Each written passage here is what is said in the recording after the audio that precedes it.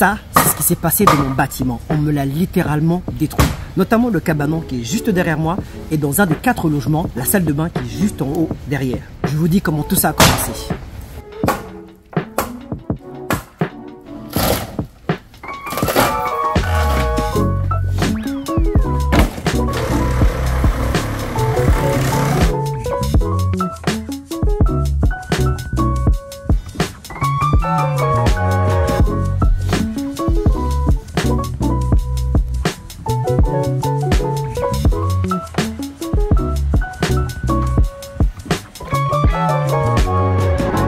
Voici le coupable. C'est lui qui m'a fait toute cette démolition. T'es prêt pour ça, Francis? Yes. Super. Voici le cabanon avant.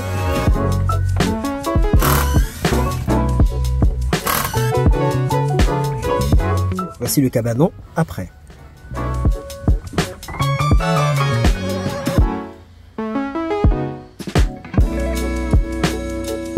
Voici la salle de bain avant.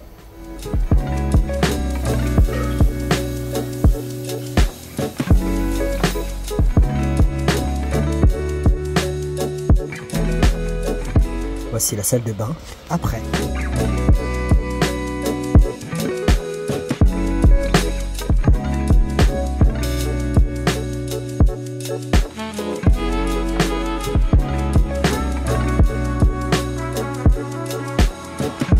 Nous voici à la fin des travaux et voici le professionnel Francis. Bonjour Francis. Salut, bonjour Julio.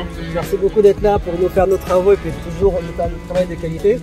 Est-ce que tu peux nous dire qu'est-ce qui s'est passé aujourd'hui? Qu'est-ce qu'on a fait en fait comme travaux à l'intérieur? Ben, on a refait la salle de bain à l'étage. On n'a pas assisté à la salle de bain parce que ça me faisait plaisir et parce que je voulais une nouvelle salle de bain. Mais c'était quoi les risques de maintenir la salle de bain que j'avais? Quelles sont les surprises que vous avez trouvées? Parce que moi, quand je suis parti pour faire les rénovations de la salle de bain, je pensais juste refaire la fenêtre, la salle de bain, on s'arrête là. On va en même temps mettre des images et des photos qui vont apparaître. C'est sûr que la céramique existante est rendue défectueuse, il y a des fissures partout, mais ça c'était déjà dans le projet de refaire la céramique. Il y avait le filage électrique là, qui était tout fait un peu, désolé le terme, là, broche à foin, fait qu'on on a réparé ça, fait que ça a créé des feux, mais on le sait pas là, tant que ça se produit pas, mais c'est ça. On a fait la réparation de la flange de la toilette aussi, fait que la toilette a bougé comme ça. Ouais. Fait que ça aurait pu avoir coulé sur l'étage en dessous. Okay. Justement, pas de port-vapeur à nulle part, ça peut créer de la condensation des murs, fait créer des dégâts à long terme. Okay. On a tout strippé, on a tout arraché le gyps, on a découvert aussi un peu de moisissure dans les murs. Okay. Fait qu'on a refait la charpente, on a refait l'isolation. Il n'y avait pas de port-vapeur nulle part, fait qu'on a remis un port-vapeur à grandeur au plafond. Le ventilateur de la salle de bain, il n'était pas isolé. Si les rénovations n'auraient pas été faites, fait que ça peut créer de la condensation dans le grenier puis faire couler de l'eau dans votre plafond. Fait qu'on a changé de tuyau, on a mis un tuyau isolé. Puis, on a changé le bain, on a fait la plomberie, on a fait la céramique, on a fait la peinture, les joints. On a fait le plancher. La douche aussi, là, était fissurée un peu partout, fait que ça aurait pu couler à long terme. Fait que là, à cette heure-là, t'auras plus de problème. Okay, on a refait une salle de bain de A à Z, dans le fond. Bon, est-ce que c'était un gros flip ou c'était juste des rénovations, en fait? Ben, on a refait la salle de bain au complet. C'est une grosse rénovation. D'accord, ben c'est bien de le mentionner. En fait, ce qui est important de dire ici, c'est que par rapport à ces surprises-là, ça c'était des choses qui avaient été faites soit par rapport aux anciens propriétaires ou parce que dans les anciennes techniques de construction, il y a des personnes qui ont voulu le faire eux-mêmes. Voici pourquoi c'est important d'avoir affaire justement à des professionnels qui peuvent justement recorriger cela et mettre les choses en norme. Si vous ne faites pas cela, en fait c'est la vie des locataires que vous mettez en danger. Vous avez entendu, il peut y avoir des départs de feu, il peut y avoir des écoulements, il peut y avoir des dégâts d'eau, ça cause des moisissures. Il faut être très réactif par rapport aux locataires. C'est pour ça que c'est bien de faire des rénovations, c'est pour ça que c'est bien de faire appel à leur équipe. Selon toi Alex, c'est quoi le souci sur mon cabanon? Ah, il est plus bon, la toiture est défoncée, c'est pourri, c'était pas solide là, comme tu peux constater là. Wow. L'eau elle s'est infiltrée. Vous venez voir ici, il n'y a plus de toiture là. Wow. Oh oui, on va le faire au complet, de A à Z. Ok. Ben, vous pouvez voir le résultat avant-après. Et personnellement, je suis satisfait du résultat. Je trouve ça tellement beau, les locataires trouvent ça bien. Il y a un inspecteur de la ville qui est passé ici, je vous dirai pourquoi vers la fin de la vidéo, et lui-même a approuvé les travaux. Est-ce que tu peux nous dire c'est quoi l'avantage, à part ça, de faire des rénovations, de faire des réparations par rapport à un bâtiment? Il me semble que tu es aussi dans l'investissement. Quels sont les bienfaits, les bénéfices selon toi? Ben, tu sais, mettons les bonnes rénovations pour augmenter la valeur d'un immeuble, c'est sûr les salles de bain, les cuisines, ils le disent pas mal partout. Mais c'est sûr, c'est pour éviter les problèmes à long terme. Okay. Fait que, si tu n'aurais pas fait ta salle de bain, tu aurais eu des écoulements d'eau. Des fois, les locataires ne le mentionnent pas. Okay. Ça coule dans les murs. Fait que, boum, 2 ans après, c'est tout pourri dans tes murs. C'est important de faire des bonnes rénovations. Là. Justement, ça augmente la valeur de l'immeuble. Tes locataires sont contents, tu peux augmenter tes revenus. En même temps. C'est ça. Est-ce que, sans pour autant rentrer dans l'exemple concret d'ici, est-ce que tu peux nous dire, par exemple, un ordre de grandeur, si par exemple tu fais des rénovations d'une salle de bain de 15 000 $, est-ce que tu, à peu près combien tu peux augmenter la valeur du bâtiment? Ben, ça dépend toujours des quartiers. Hein. Si c'est un quartier plus luxueux, tu mets des plus grosses rénovations, des qualités de meilleurs matériaux. Ça augmente plus. Ça dépend toujours du quartier, de la localisation de l'immeuble, que ça peut changer beaucoup. Mais si la salle de bain était déjà finie, là tu rénoves, oui, ça va augmenter beaucoup. Mais des fois, la salle de bain est déjà belle. Okay. Fait que tu le vends ou tu le vends pas, ça peut valoir le même prix. Mais je dirais entre 80 et 100% là, que ça peut augmenter la valeur. C'est super. Faut se dire que c'est pas parce que tu mets 15 000 que tu récupères 15 000 de valeur. Mais en fait, c'est peut-être beaucoup plus que ça. Et ça, c'est vraiment quelque chose de bien à prendre en compte quand tu fais des rénovations de salles de bain. Et parce qu'après, quand tu veux refinancer, je parle de refinancement dans un des liens qui apparaît juste ici, où tu peux reprendre de l'argent pour aller le réinvestir.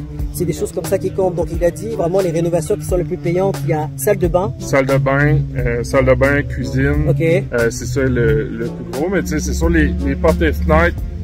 Ça l'aide aussi l'isolation, surtout d'une maison. Les grosses rénovations à faire, surtout vérifier, c'est la fondation. Okay. Faire sûr qu'il n'y a pas de fissures, tout ça, pour avoir des écoulements d'eau. Okay. La fondation, les portes et fenêtres, la toiture, c'est le revêtement, tout ce qui enveloppe la coquille du bâtiment. Okay. C'est bon de toujours garder un coup d'œil sur ça pour pas qu'il y ait de l'infiltration. L'infiltration d'eau. Très bien. Quelque chose de bien qu'il a mentionné, je sais qu'il y a pas mal de propriétaires, pas mal de gens que quand ils investissent, ils veulent pas mettre de l'argent dans le bâtiment, ils veulent pas faire des rénovations, etc. Mais ce qu'il a dit, c'est très important, c'est que si vous mettez par exemple un 15 000 pour faire une salle de bain maintenant, fermez les yeux, mais ça vous reviendra quand même plus tard au niveau du refinancement, au niveau de ce que vous faites, plutôt que de le laisser, finalement ça vous coûte 40 à 45 000 parce que ça a débordé sur un autre locataire ou parce que la situation a empiré. Donc quand vous pouvez faire quelque chose, faites-le. On dit souvent que le malheur ne vient pas seul, donc prenez soin de ça quand vous le voyez. Par rapport aux personnes qui se lancent dans l'immobilier ou les personnes qui veulent faire des rénovations, est-ce que tu peux leur donner des conseils sur qu'est-ce qu'il faut faire attention en tant que professionnel, ou les gens qui se font souvent avoir, ou des choses qu'il faut faire attention quand on appelle à des gens comme vous? Ben, c'est juste un petit conseil quand vous appelez un entrepreneur, il y a toujours un numéro RBQ. Vous pouvez aller vérifier sur le site de la RBQ puis vérifier leur numéro, s'il a payé ses dettes, s'il est toujours en marche. Fait que moi, je ferais ça avec n'importe quel entrepreneur là, que vous engagez. C'est ça. C'est quoi le numéro RBQ? Tu l'as peut-être défini tout à l'heure, mais c'est quoi? Dans le fond, c'est le numéro de ma licence. Moi, j'ai été suivre un cours à Montréal pour ma licence. Fait que ça, c'est pour dire que l'entrepreneur, il a les capacités d'effectuer les travaux et les connaissances nécessaires. Là. OK. Et aussi quelque chose qui est très important à mentionner, si vous faites des rénovations ou autres, vous avez toutes vos licences. Oui.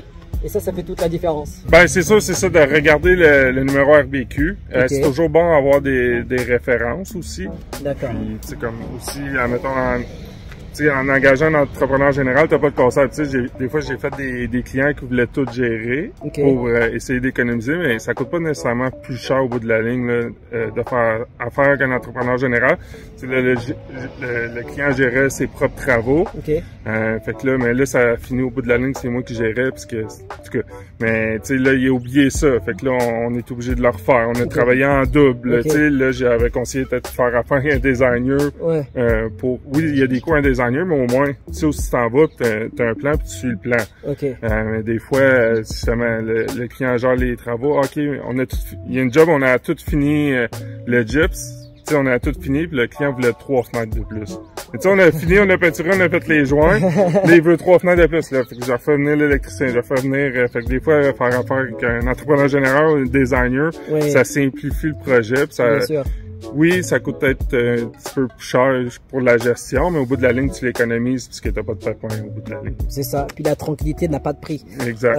Donc c'est ça. Moi, je rajouterais là-dessus, en plus de regarder le numéro RBQ, ce serait de regarder la réputation de la personne sur Internet. Les avis en disent beaucoup long. Moi, Francis, c'est quelqu'un qui m'avait recommandé, c'est Alexandre de Inspection Outaouais. Les recommandations, je vais souvent là-dessus parce que quelqu'un qui travaille bien va référer aussi, en général, quelqu'un qui travaille très bien. Quelqu'un qui fait un travail de sagouin, en général, il est entouré de travail de sagouin. Mais vous savez quoi? Dans le lien ici, je mets mon ancien gestionnaire d'immeuble qui m'a fait venir des rats, des cafards, des souris. Et bien, dans toute son équipe, tous ceux qui me recommandaient, c'était que des gens qui étaient du même calibre, du même niveau. Donc, faites attention à ça. Cherchez des recommandations. Dans des vidéos comme celle-ci, vous pouvez avoir justement des bons professionnels qui sont approuvés et qui font affaire avec des vrais, avec des entrepreneurs, avec des investisseurs et puis qui sont aussi dans le métier depuis un bon moment et qui ont toutes leurs licences. Et vous pouvez aussi aller sur Internet, vérifier la réputation, le nombre d'étoiles, les avis en disent non. En tout cas, ProCustom, c'est une valeur sûre. Si vous aimez ce genre de vidéo, n'hésitez pas à liker, vous abonner et activer la cloche de notification pour ne rien manquer. C'est quoi les avantages de travailler avec un entrepreneur général? Parce que vous faites tout. Mais l'avantage de travailler avec vous, et versus travailler avec un plombier, puis un électricien à part, et puis après quelqu'un qui fait les fenêtres à part, etc. Travailler avec un entrepreneur général, il fait la gestion de projet, comme le client, il a vraiment pas de casse-tête. Il n'a pas besoin d'appeler le plombier, il va être là demain, le plâtrier va être là demain, l'électricien, moi je fais tout ça pour le client. Aussi, s'il arrive quelque chose avec un sous-traitant, mais c'est moi qui s'arrange pour que tout soit bien fait. Si ça n'a pas été bien fait, je le rappelle. Je fais les suivis, les commandes des matériaux. C'est comme t'as pas besoin. C'est comme ici, là, tu sais, comme t'as rien fait là. Non, c'est ça. J'ai tout géré, les matériaux, le bain, le plombier, l'électricien. J'ai tout géré de A à Z, puis t'as pas de tracas. Puis tu sais, on a une bonne garantie aussi sur tous nos travaux. Puis justement, si admettons vous avez fait affaire avec un entrepreneur général, mais c'est les travaux d'électricité qui a été mal fait. Mais tu vas pas appeler tous les corps de métier, tu vas appeler l'entrepreneur général, puis c'est lui qui va régler le problème pour vous. En tant qu'investisseur, c'est très important. Même pas qu'investisseur, même en tant que la personne qui voulait faire des rénovations, des travaux, c'est très important. Moi, l'avantage que j'ai trouvé aussi, c'est que si jamais, par exemple, vous avez fait des travaux depuis 10 ans, par exemple, avec le même entrepreneur général, si jamais il y a quelque chose qui va pas en dessous au niveau du sous-sol ou autre, il connaît déjà l'historique de ce qu'il a fait, il sait ce qui s'est passé, donc il sait comment soit le rattraper, ou soit comment le corriger, ou il sait ce qui s'est passé avant, donc il pourra simplement reprendre le travail là où il a laissé, ou faire en conséquence. C'est déjà très important parce que des fois, quand il y a des gens qui viennent vous voir, oui, mais est-ce que tu sais qui t'a fait ça? Ouais, mais comment il a fait ci, fait ça? Et du coup, c'est pas que les récits divergent, mais en fait, il faut que les personnes s'adaptent un petit peu. Or, avec un entrepreneur général, il sait déjà tout ce qui s'est passé avant, maintenant, et comment s'adapter pour le futur. Pour la petite histoire, avec Francis, on sait déjà qu'on va refaire par exemple le deck, on va refaire le revêtement. Il sait déjà ce qui s'est passé, donc il va simplement venir et il connaît son boulot. ProCustom, si jamais on vous contacte, c'est pour quel type de rénovation? Qu'est-ce que vous faites exactement? Oui, on est entrepreneur général avec la grosse licence. On fait vraiment de tout. Ça fait plusieurs maisons qu'on rénove pour des clients de A à Z. Là, on fait les portes et fenêtres, le revêtement. On fait un peu de toiture pour nos clients. Mais tu sais, cuisine, salle de bain, sous-sol, on fait vraiment de tout. Là, on fait juste pas de paysage. Là. Et où est-ce que vous êtes dans la région? Jusqu'où est-ce que vous opérez? Bon, on fait tout pas mal l'Outaouais, Gatineau, Elmer, Buckingham. On était à Denham, on était à Ottawa aussi. On fait pas mal toute la région de l'Outaouais. OK. Ça fait combien de temps que vous travaillez? Moi, je suis dans le domaine de la construction, ça fait au moins 15 ans. Notre compagnie, là, je pense qu'on va faire 5 ans cette année. Puis j'avais déjà une autre compagnie dans le passé là, que je suis parti tout ça sur mon bord. Vous avez des bâtiments, est-ce que vous êtes dans l'investissement? Oui, en ce moment, on a environ une trentaine d'appartements. On a construit un 4 logis. Présentement, on vient d'acheter un 6 logis qu'on strip à grandeur. C'était toutes des 2 chambres. On va toutes les transformer en 3 chambres. Super. Mais oui, on a une trentaine de portes environ. Super, super. En fait, c'est des très bons projets. Pourquoi je mentionne ça et pourquoi c'est très important justement? Alors ça, c'est un choix personnel. Je trouve que c'est très important d'avoir affaire avec des professionnels qui eux-mêmes sont dans l'investissement, qui eux-mêmes vivent ce quotidien et que eux-mêmes savent de quoi ils parlent. Et en plus de ça, bonus, c'est parce que vous voyez pas, là, il y a, on s'excuse du bruit, mais c'est parce qu'il y a un employé qui est encore en train de travailler là. Pour preuve que c'est pas un voleur, il fait vraiment ce qu'il dit. C'est que vous voyez quand vous faites des investissements, c'est important que quelqu'un puisse aussi vous donner des conseils. Mis à part les réparations qu'il fait, il m'a donné beaucoup de conseils, beaucoup de de petits tips, comme on dit, pour pouvoir faire de l'investissement. Par exemple, il m'a dit quelles sont les réparations à faire en priorité, quelles sont les réparations les plus payantes, parce qu'il est vraiment dans l'investissement et puis il sait comment atteindre aussi cette liberté financière, il sait comment arriver à ce degré-là. Donc, je le dis souvent, mais c'est pas que pour un constructeur, par rapport à un banquier, ça va être par rapport à un comptable, par rapport à tout type de professionnels. Si eux sont déjà dans le domaine, ils sauront vous dire et pourront vous conseiller. ProCustom, si jamais je veux faire affaire à vous, où est-ce qu'on peut vous trouver? J'ai ma page Facebook, Construction ProCustom. Okay. Je suis en train de faire un site web, là, ça va être constructionprocustom.ca, mais il n'est pas tout à fait fait. Okay. Sinon, vous pouvez me contacter au 819-962-8314. Ok, bah pour tous ceux qui n'ont pas le temps de noter, je vais mettre toutes ces coordonnées dans la description. Vous pouvez trouver tout ce qui est site internet, numéro de téléphone.